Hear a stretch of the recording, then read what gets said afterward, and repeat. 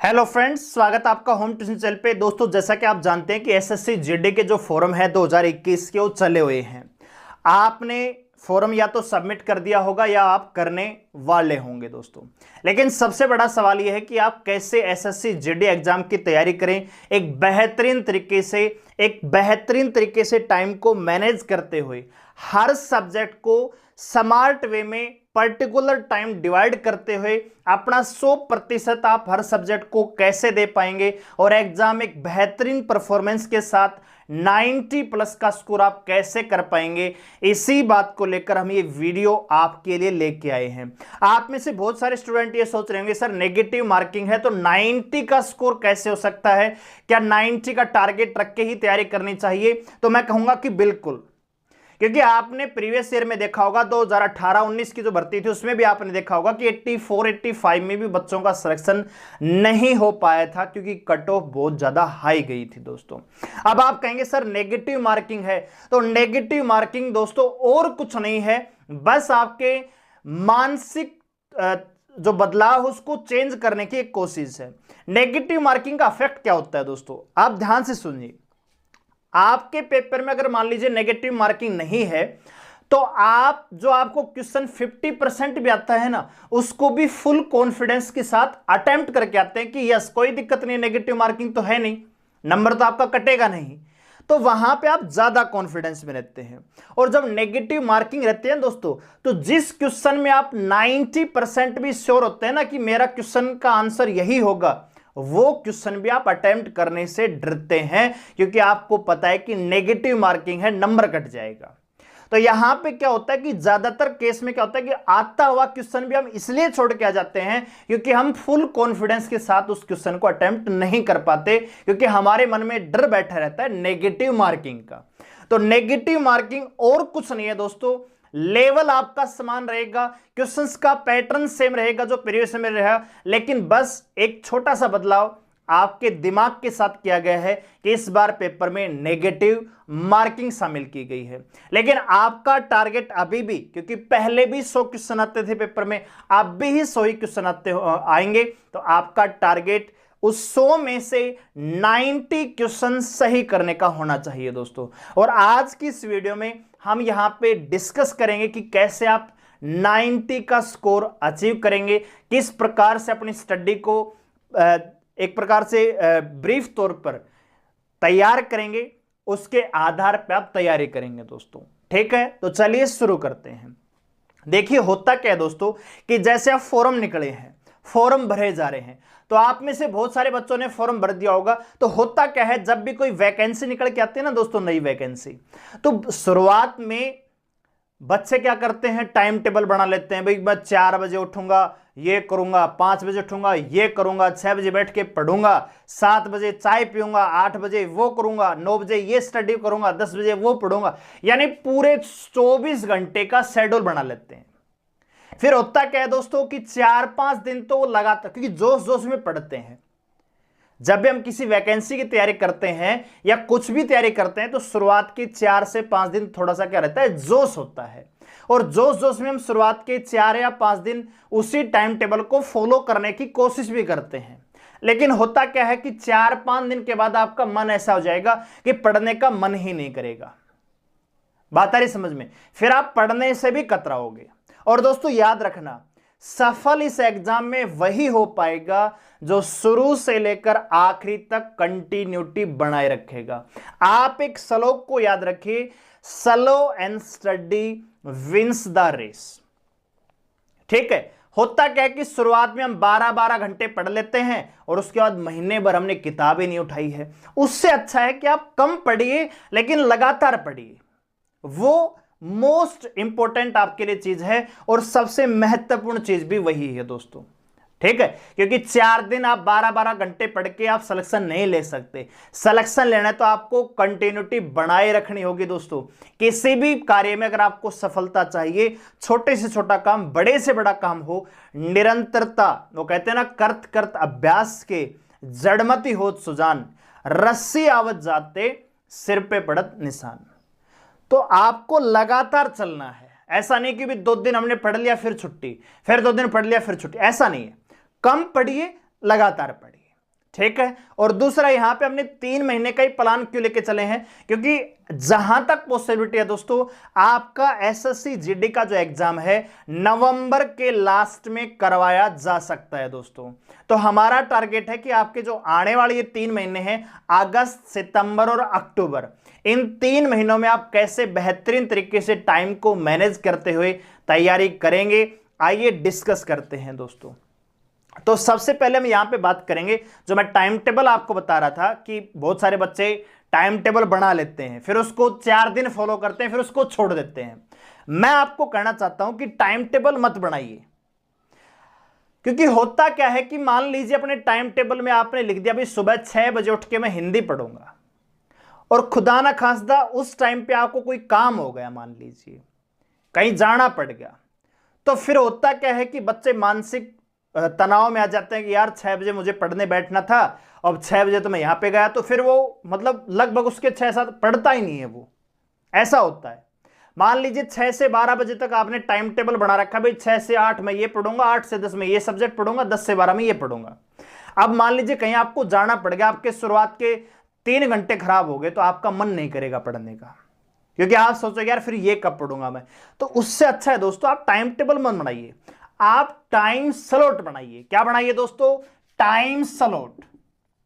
ठीक है, time slot है, ये इंपॉर्टेंट है टाइम टेबल की बजाय। क्योंकि होता क्या है दोस्तों, टाइम टेबल में क्या होता है, आप टाइम निर्धारित रखे होते हैं कि भाई सुबह 7 बजे से 9 बजे तक मैं मैथ पढ़ूंगा। अब 7 से 9 के बीच में आपको काम हो गया, तो फिर तो आप उस दिन मैथ नहीं पढ़ पाएंगे, क्योंकि 7 से 9 का आपका टाइम टेबल था, 7 से 9 आप अवेलेबल नहीं हो पाए, तो मैथ तो आपका गया, फिर अगले ही दिन मैथ का नंबर आएगा। उससे अच्छा यह है कि आप 2 घंटे का जो आपने शेड्यूल बनाया है वो स्लॉट आप कभी भी रख लीजिए कि भी 7 से 9 आपको काम हो गया, कोई बात नहीं, आप 9 से 11 जब घर पे आए तो 2 घंटों में मैथ पढ़ लीजिए। बात आ रही समझ में? तो टाइम टेबल मत बनाइए, टाइम स्लॉट बनाइए और स्लॉट के अकॉर्डिंग तैयारी कीजिए दोस्तों। अगर आपको बेहतरीन तरीके से लगातार निरंतरता के साथ तैयारी करनी है तो आपको टाइम स्लॉट के अकॉर्डिंग ही पढ़ना चाहिए, ना कि टाइम टेबल के अकॉर्डिंग। ये सब फिजूल की बात होती है कि सुबह 4 बजे मैं उठूंगा, 4:15 बजे मैं नहाऊंगा, 5 बजे चाय पीऊंगा, 6:30 नाश्ता करूंगा, फिर 7 बजे हिंदी पढ़ूंगा, 8 बजे फिर चाय। ये सारे की सारी फालतू बातें होती हैं। टाइम टेबल का मतलब एक्चुअल में ये होता है कि आप किस सब्जेक्ट को कितने बजे पर्टिकुलर टाइम में समय देने वाले हैं, और उसी को दूसरी भाषा में हम टाइम स्लॉट कहते हैं, जहां पे फालतू की बातें ऐड नहीं होती, केवल सब्जेक्ट की बात होती है, स्टडी स्लॉट की बात होती है। ठीक है, तो अब टाइम स्लॉट पर जाने से पहले हम पैटर्न को समझ लेते हैं। आपको पता होगा, लेकिन एक बार फिर से मैं बता देता हूं। आपके एग्जाम में 4 सब्जेक्ट आने वाले हैं, मैथ आने वाला है, रीजनिंग आने वाली है, जीके आने वाला है, और चौथा सेक्शन आपका हिंदी या इंग्लिश आने वाला है। तो यहां पे मैं आपको जो बताने वाला हूं, इसमें हम हिंदी की बात करेंगे, ना कि इंग्लिश की बात करेंगे। बात आ रही समझ में? हिंदी की बात करेंगे। तो सबसे पहले हम टाइम स्लॉट की बात करेंगे। तो आप सभी जानते हैं, यहां पे पैटर्न की बात करें तो 25 क्वेश्चन यहां पे सभी के 25-25 आने वाले हैं। ठीक है, 25-25 क्वेश्चन आने वाले हैं। ठीक है, अभी आप तैयारी कर रहे हैं तो आपको नेगेटिव मार्किंग, नॉर्मलाइजेशन, इन सबको दिमाग में लेकर नहीं चलना है दोस्तों। देखिए, अगर आपको दुनिया को जीतना है दोस्तों, तो दुनिया को जीतने से पहले अपने जो अपना मन है ना, आपका दिमाग है, जो मन है जो इधर उधर भटक रहा है, उसको जीतने की आवश्यकता है। अगर आपने अपने दिल को, दिमाग को जीत लिया तो दुनिया तो आपकी मुट्ठी में वैसे ही आ जाएगी दोस्तों। इसलिए कंट्रोल योरसेल्फ। बात आ गई समझ में?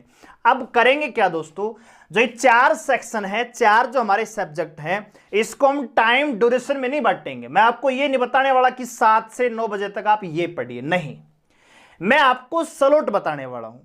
आप में से बहुत सारे स्टूडेंट ऐसे होंगे जो घर पे ही स्टडी कर रहे होंगे या स्टडी करेंगे, और बहुत सारे ऐसे भी स्टूडेंट होंगे जो किसी आसपास की लाइब्रेरी को ज्वाइन करेंगे दोस्तों। बात आ रही समझ में? तो जो होम स्टडी करने वाले हैं और जो लाइब्रेरी में जाने वाले हैं, अपने स्लॉट को आगे पीछे आप कर लेना। ठीक है, दूसरा, अब होता क्या है कि आपको पता है कि जब जीडी या कोई भी वैकेंसी आती है तो यूट्यूब पर पेड कोर्स, फलाना कोर्स, धिकड़ा कोर्स, बहुत सारी वीडियो चली रहती हैं दोस्तों। मैं आपको ये बताना चाहता हूं कि आप यूट्यूब पे किसी भी कोचिंग पर कितना भी पढ़ लीजिए, कहीं से भी पढ़ लीजिए, आपकी सफलता में YouTube का या किसी कोचिंग का केवल 20% ही रोल रहता है दोस्तों, केवल 20%। 80% जो एफर्ट्स है वो आपको खुद को देना पड़ेगा, जिसको हम दूसरी भाषा में कहते हैं सेल्फ स्टडी। जब तक आप खुद तैयारी नहीं करेंगे तब तक आपका सिलेक्शन नहीं होगा दोस्तों। होता क्या है कि बच्चे सुबह से लेकर शाम तक बस YouTube पर ही वीडियो देखते रहते हैं, मैथ की देख ली, भाई ऐसे सिलेक्शन नहीं होगा। क्योंकि जब हम YouTube पर वीडियो देखते हैं ना तो हमारा दिमाग बंद रहता है, क्योंकि आपको पता है कि जो भी क्वेश्चन आपको उस बोर्ड पर दिख रहा है उसका सॉल्यूशन जो पढ़ा रहा है यूट्यूब पर वो देने वाला है। लेकिन वही अगर वही क्वेश्चन बिना यूट्यूब के हम खुद सोल्व करते हैं ना तो हमारे दिमाग की जितने भी पुर्जे ना सारे खुल जाते हैं उस सवाल को सोल्व करने में। बात आ रही समझ में? तो इसलिए सेल्फ स्टडी पर ज्यादा ध्यान दीजिए। यूट्यूब पर जाइए या किसी पेड कोर्स को ज्वाइन कीजिए। अगर आपको कोई टॉपिक नहीं आता है, मैथ कमजोर है, तो आप पेड कोर्स ले सकते हो। रीजनिंग कमजोर, मैंने कोई भी सब्जेक्ट आपका कमजोर है तो वो पर्टिकुलर सब्जेक्ट को लेकर आप पेड कोर्स ज्वाइन कर सकते हो। इसका मतलब ये नहीं कि पूरे पूरे दिन आपको यूट्यूब पर रहना, नहीं, एक लिमिटेड टाइम पर यूट्यूब को वॉच कीजिए और उसके बाद सेल्फ स्टडी पर वापस आ जाइए दोस्तों।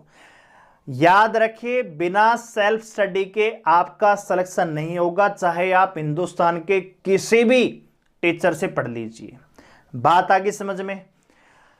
दूसरा होता क्या है कि हम आते हैं यूट्यूब पर मैथ की या रीजनिंग की या कोई भी क्लास देखने के लिए, लेकिन जब हम खत्म करते हैं, यूट्यूब को बंद करते हैं, तो आप खुद एहसास करेंगे कि यूट्यूब जब बंद किया तो आप क्या देख रहे थे।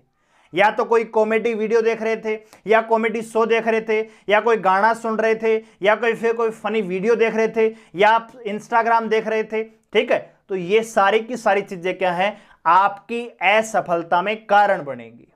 बहुत सारे बच्चे मुझे कहते हैं कि सर मोटिवेशन कहां से ले, मोटिवेशन कहां से। मोटिवेशनल वीडियो के चक्कर में हम पूरा पूरा दिन यूट्यूब पर गुजार देते हैं। अगर आपको मोटिवेशन लेना है ना तो अपने घर से लीजिए। आप देखिए कि आपके माँ बाप हैं, आपके माता पिता हैं, आपसे कितनी उम्मीदें लगाए हुए बैठे हैं कि इस बार एसएससी जीडी की वैकेंसी आई हुई है, हमारा बच्चा सिलेक्शन लेगा और भारत की प्रतिष्ठित पैरामिलिट्री फोर्सेज में ज्वाइन करेगा। ठीक है, आपका भी सपना है, लेकिन आपका सपना वहां पे धुंधला हो जाता है जब आप यूट्यूब पर मैथ की क्लास देखने आते हैं और इंस्टाग्राम पर खत्म करके जाते हैं।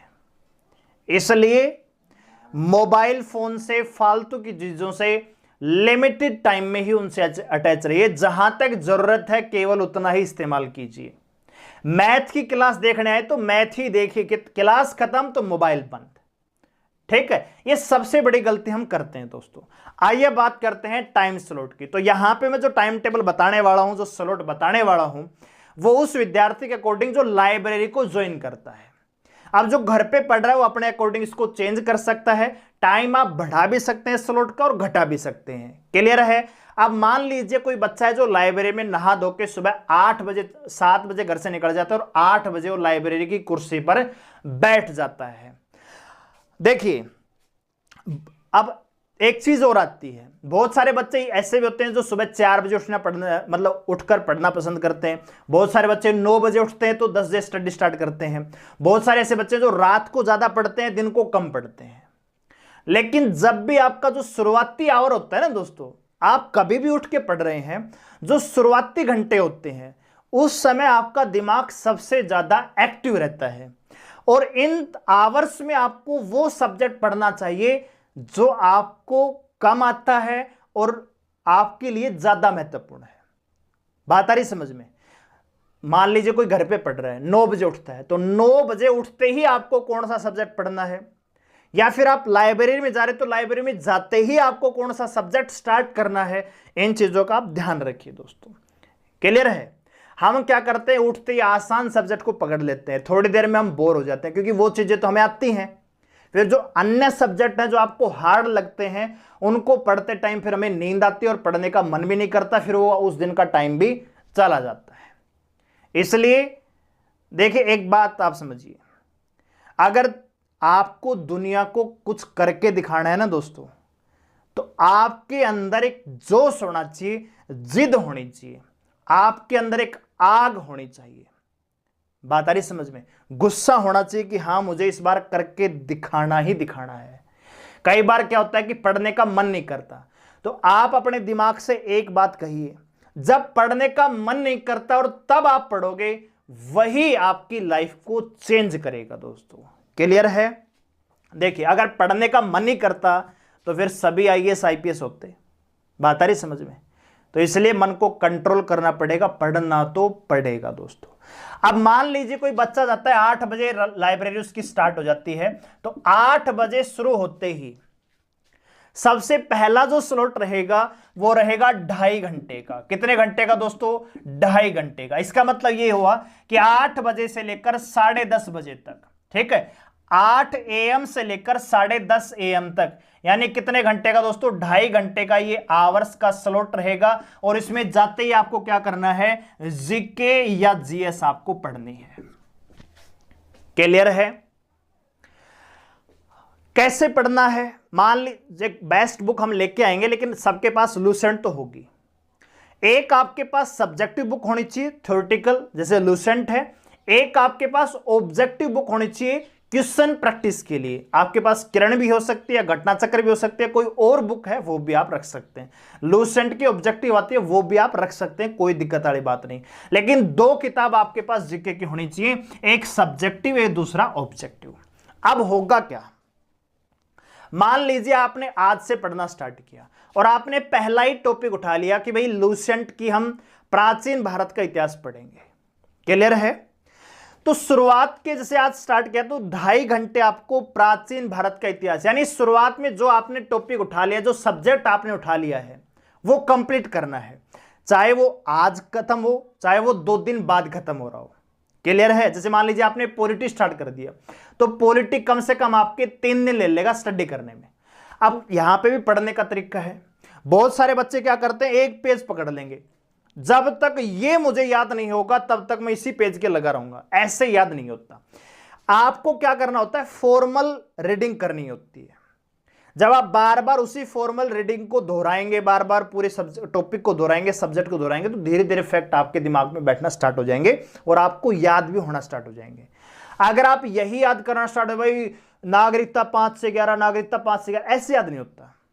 आप पूरे टॉपिक को पढ़िए, 2 बार पढ़िए, 3 बार, पूरे टॉपिक को पढ़िए, ना कि एक ही लाइन को।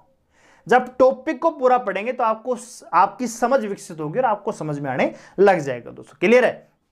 तो आपको करना क्या है? सबसे पहले उस टॉपिक को कंप्लीट करना है या उस सब्जेक्ट को कंप्लीट करना है।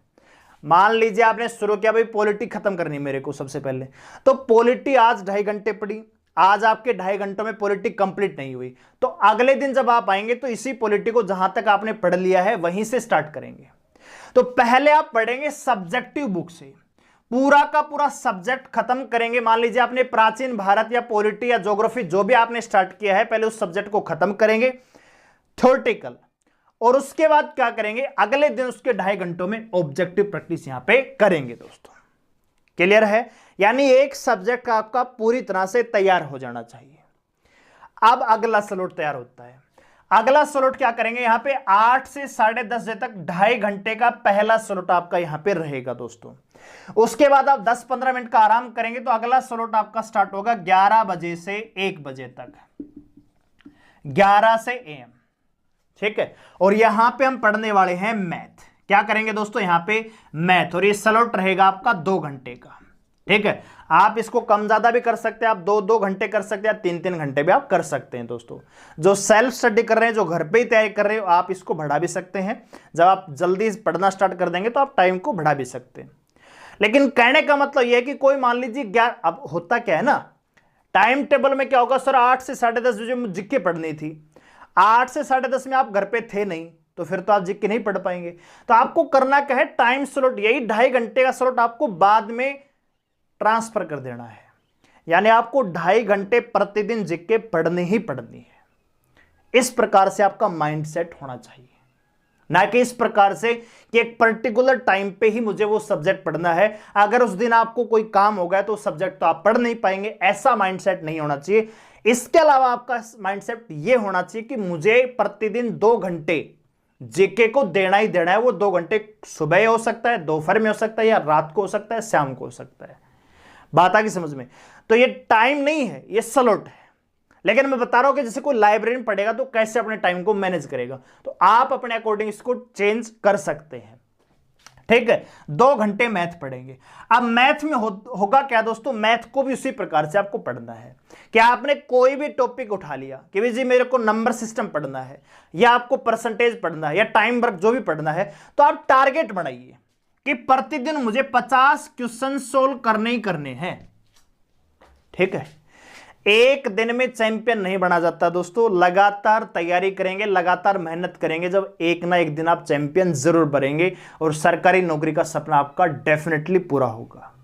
ठीक है, तो 2 घंटे मैथ को बहुत है एसएससी जीडी एग्जाम के लिए। बेस्ट बुक हम आपके लिए लेके आएंगे, आप तैयारी बेहतरीन तरीके से करेंगे दोस्तों। फालतू की किताबें आपको लेने की आवश्यकता नहीं है, बस बेसिक बुक आपके पास होनी चाहिए। क्लियर है? YouTube पर बहुत ही हार्ड एडवांस लेवल के सवाल आपको करवाए जाएंगे, आपको डराया जाएगा, बिल्कुल डरने की आवश्यकता नहीं है। आप प्रीवियस ईयर के जितने भी शिफ्टों में पेपर हुए हैं उनको उठाइए, देखिए कि किस लेवल के क्वेश्चन आ रहे हैं, बस उसी लेवल को पकड़िए। कम से कम उस लेवल का सवाल आपका गलत नहीं होना चाहिए। देखो होता क्या है, जो सवाल पूरी दुनिया को आता है वो आपका गलत नहीं होना चाहिए, और जो सवाल पूरी दुनिया को नहीं आता वो आपका भी गलत हो रहा है, तो कोई दिक्कत वाली बात नहीं है। लेकिन जो सवाल सबको आ रहा है वो आपका भी गलत हो रहा है, तो वहां पे दिक्कत हो जाती है दोस्तों। क्लियर है? तो प्रीवियस ईयर को उठाइए, सवालों के लेवल को चेक कीजिए, पैटर्न को चेक कीजिए कि किस टॉपिक से कैसे क्वेश्चन पूछे जा रहे हैं, फिर आप तैयारी स्टार्ट कीजिए। क्लियर है? तो मैथ को यहां पे हम देंगे 2 घंटे। अब आपका टाइम हो जाता है लंच का, तो 1 से 2 बजे तक आप लंच कीजिए आराम से, आधे घंटे में खाना खा लेंगे और थोड़ा बहुत एंजॉय भी, गाना वाना सॉन्ग, माइंड को फ्रेश कर लेंगे अगले स्लॉट के लिए। फिर आपका तीसरा स्लॉट स्टार्ट हो जाता है 2 बजे, 2 PM से 3 PM तक। 2 से 3 बजे तक आप पढ़ेंगे हिंदी। ठीक है, हिंदी पढ़ेंगे, या इसकी जगह आप रीजनिंग भी रख सकते हैं, अल्टरनेट कर सकते हैं। भाई यहां पे आप हिंदी की जगह रीजनिंग पढ़ लो, अगले घंटे में आप हिंदी पढ़ लेना। क्लियर है? अब हिंदी में करना क्या है कि स्टैंडर्ड बुक से तो मुझे नहीं लगता कि आप पढ़ पाएंगे, क्योंकि बहुत सारे बच्चों ने तो ऐसे हैं जिन्होंने 5-5 साल से हिंदी को उठाया तक नहीं है, 10वीं क्लास तक हिंदी पढ़ते हैं, उसके बाद हिंदी को उठाते तक नहीं है। तो आपको करना है कि कोई भी एक पर्टिकुलर यूट्यूब चैनल आपको देखना है, जहां भी आप पढ़ रहे हैं एक टॉपिक आपको देखना है कि जी मुझे संधि पढ़ना है आज हिंदी में। मान लीजिए आपको संधि पढ़ना है, तो संधि के आपको पता है 3 प्रकार होते हैं भाई, स्वर संधि, व्यंजन संधि और विसर्ग संधि होती है। तो मान लीजिए आपको पूरी संधि एक दिन में कंप्लीट नहीं होगी ना, स्वर संधि के भी 5 प्रकार होते हैं, दीर्घ स्वर संधि, ठीक है, हास स्वर संधि। तो इस प्रकार से आपको करना क्या है, आपने मान लीजिए टारगेट बनाया कि जी मुझे पहले स्वर संधि कंप्लीट करनी है। ठीक है, क्या करना है, स्वर संधि। तो स्वर संधि आज कंप्लीट हो रही है तो बहुत अच्छी बात है, अगर कल तक कंप्लीट हो जाएगी तो भी बहुत अच्छी बात है। यानी पहले आपको टॉपिक कंप्लीट करना है, जहां भी आप यूट्यूब से देख रहे हैं, जहां भी क्लास ले रहे हैं, वहां से पहले उस टॉपिक को कंप्लीट करना है। एक टॉपिक पहले स्वर संधि कंप्लीट करेंगे, फिर क्या करेंगे, 1 घंटा, जब अगले दिन आएंगे 1 घंटा इसी स्लॉट में उस संधि की प्रैक्टिस आप करेंगे। मान लीजिए आपने आज इस घंटे में आपने समास पढ़ लिया, भाई समास के प्रकार कैसे पहचाना जाएगा, तो अगले दिन आप समास की क्या करेंगे, प्रैक्टिस करेंगे। ऐसा नहीं कि जी पहले तो मैं थ्योरी पढ़ूंगा पूरी हिंदी की, संधि, समास, ठीक है, मुहावरे, फलाना दिगड़ा पढ़ लिया, फिर मैं प्रैक्टिस करूंगा। ऐसा करोगे तो नुकसान में रहोगे। टॉपिक टू टॉपिक आपको चलना है। ठीक है, आज समास की थ्योरी पढ़ ली पूरी, कहीं से देख ली, यूट्यूब से सीख लिया, जहां से भी आपने पढ़ा, अगले दिन उसी टॉपिक की प्रैक्टिस करनी है। क्लियर है? ऐसे चलना है।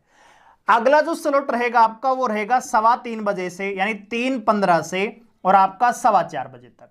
यहां पे हम क्या पढ़ेंगे, रीजनिंग दोस्तों। ठीक है, क्या पढ़ेंगे दोस्तों, रीजनिंग। आप इनको अल्टरनेट कर सकते हो, यहां पे रीजनिंग, यहां पे हिंदी कर सकते हो, कोई दिक्कत वाली बात नहीं है। लेकिन होता क्या है, जब मैथ के बाद आप रीजनिंग पढ़ने आएंगे ना दोस्तों, तो दिमाग आपका बंद हो जाएगा, पढ़ने का मन नहीं करेगा। इसलिए सब्जेक्ट को बदल बदल के पढ़ना जरूरी है। क्लियर है? इसीलिए मैथ के बाद हिंदी, क्योंकि हिंदी आपको आसान लगेगी, आपका मन बनेगा पढ़ने में, तो रीजनिंग पर भी आप टाइम दे पाएंगे। नहीं तो मैथ के बाद आप रीजनिंग पढ़ेंगे तो हिंदी को यार आप छोड़ो यार, आज नहीं पढ़ेंगे, ऐसा हो जाएगा। तो इसलिए आपको अल्टरनेट पढ़ना जरूरी है। क्लियर है? तो यहां पे आखिरी घंटे में क्या पढ़ेंगे, 3:15 से 4:15 तक आपको रीजनिंग पढ़ना है। अब रीजनिंग में जो टॉपिक आपको नहीं आता वही यूट्यूब पर वॉच करना है। रीजनिंग 90% हर सब्जेक्ट हर स्टूडेंट को आती है। तो आपको करना क्या है, इसमें पहले टॉपिक वाइज प्रैक्टिस करनी है। मॉक टेस्ट आपको तब लगाना है जब एक बार आप रीजनिंग से गुजर जाएं, ठीक है? क्योंकि हो सकता है कि कोई टॉपिक आपको ऐसा लगेगा कि सर यहां से मेरे सवाल गलत हो सकते हैं, तो उस टॉपिक को कंसेप्चुअल क्लियर करना जरूरी होता है दोस्तों, ठीक है? तो शुरुआत में भी स्टार्ट कर रहे हैं तो आपको करना क्या है, पहले थ्योरेटिकल आपको गुजरना, हर टॉपिक की टॉपिक वाइज प्रैक्टिस करनी है।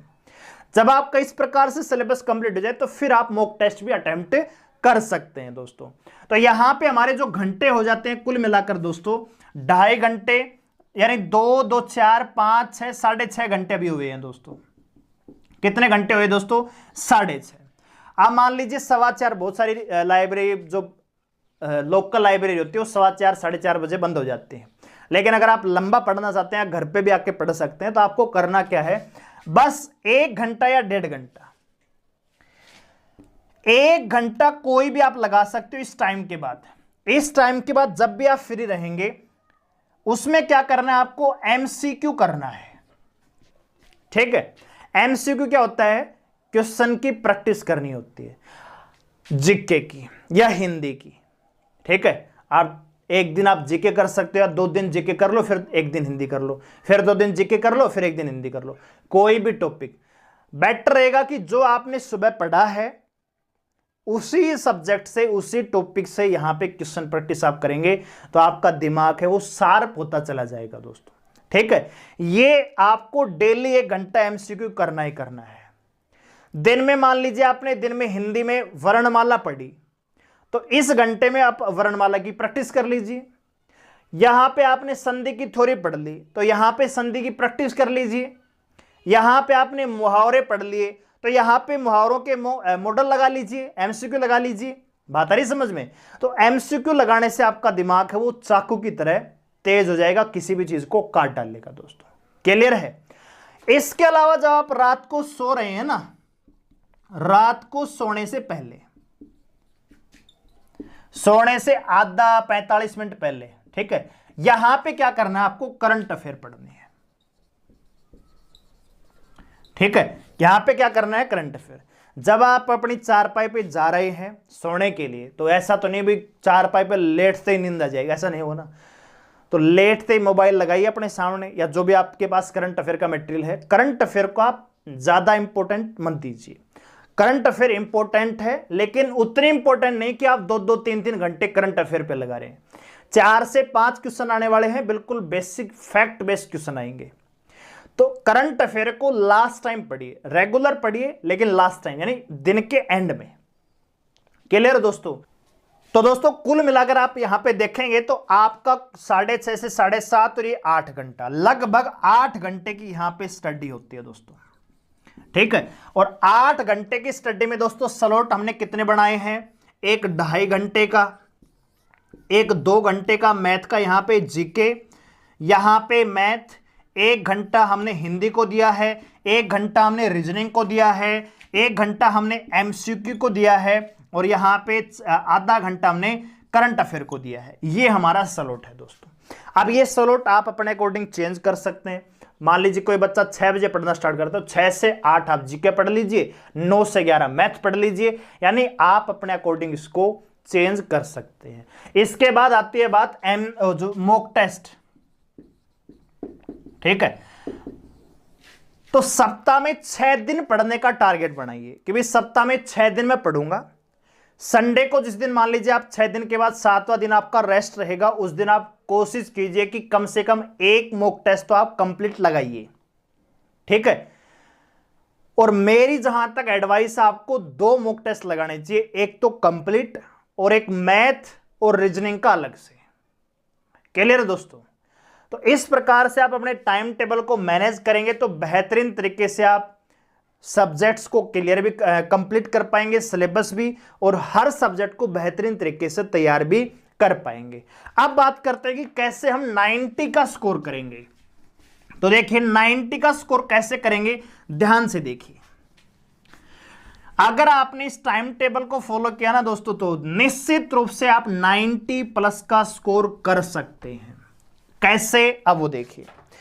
सबसे पहले बात करते हैं स्कोरिंग सब्जेक्ट की। तो स्कोरिंग सब्जेक्ट है आपका मैथ, रीजनिंग और हिंदी। ये तीनों सब्जेक्ट आपके 75 नंबर में आने वाले, यानी 75 क्वेश्चन आने वाले हैं। क्लियर है? मैथ स्कोरिंग सब्जेक्ट है क्योंकि यहां पे सेलेक्टिव टॉपिक है जहां से क्वेश्चन आने वाले हैं। लेकिन आप अगर निरंतर तरीके से, जैसे मैंने बताया है, तैयारी करोगे तो हर बच्चा यहां पे 25 में से 25 ले सकता है, यहां पे रीजनिंग में से 25 में से 25 ले सकता है, मैथ में हो सकता है भाई 1 या 2 क्वेश्चन आप गलत कर सकते हो, जो एडवांस, या हो सकता है कि 1 क्वेश्चन 2 क्वेश्चन आपको ना आए दोस्तों।